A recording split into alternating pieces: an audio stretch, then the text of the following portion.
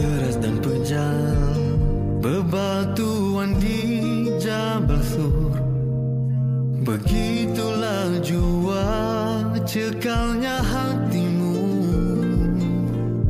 Kau bukanlah mujahidah yang menghunus senjata, namun jasamu besar di lembaran hijrah. Duhai Fatuni Taqain, wanita yang memiliki dua selendang pinggang. Gelaran penghormatan dari Rasulullah, kerana khidmatmu selendang itu dikoyak jadi dua demi mengikat bekalan minuman baginda. Dan lagi satu kau ikat pada sufranya, walaupun syarat mengandung kau korbankan jiwa raga.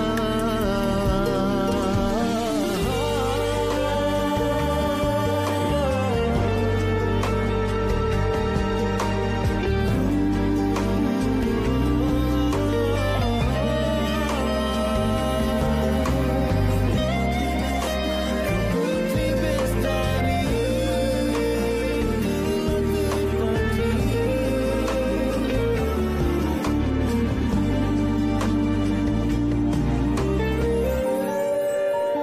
Duhai Fatuni Taqain, wanita yang memiliki dua selendang pinggang.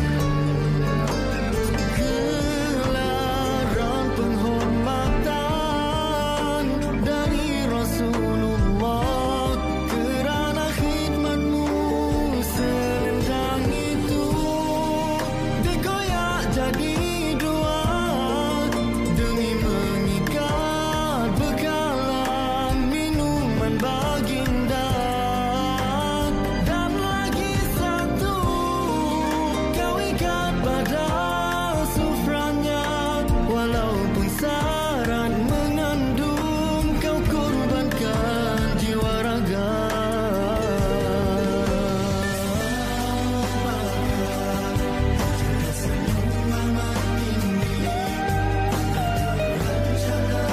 Penuh teliti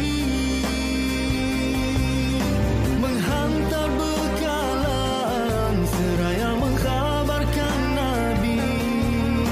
Rencana musyrikin dipacu tirani.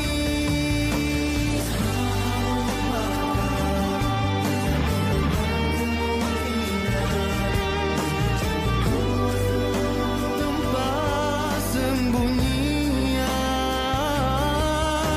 menyamar bagai gembala, angkat jejakmu kan terhapus dari diekori musuh yang rakus. Dikaulah Putri Bestari, pengorbananmu telah tepat teri jadi tamsilan.